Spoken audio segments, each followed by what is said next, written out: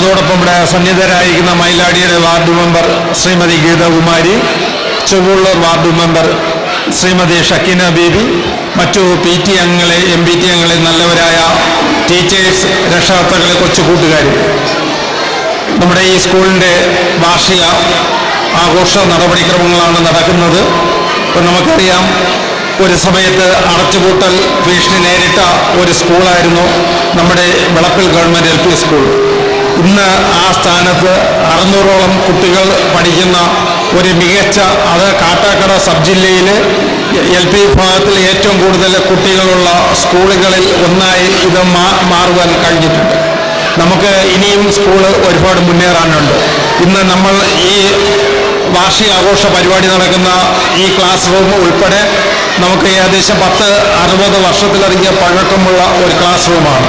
ഇതിനെ നമുക്കൊരു ബഹുനില കെട്ടിടത്തോട് പണി ചെയ്ത് നമുക്ക് വീണ്ടും ഈ സ്കൂളിൻ്റെ വളർച്ചയ്ക്ക് ഇനിയും മുന്നോട്ട് പോകേണ്ടതായിട്ടുണ്ട്. അതിന് എല്ലാ രക്ഷകർത്താക്കളുടെയും നാട്ടുകാരുടെയും അകമഴിഞ്ഞ സഹകരണം ഉണ്ടാകണം എന്ന് മാത്രമാണ് പറയാനുള്ളത്.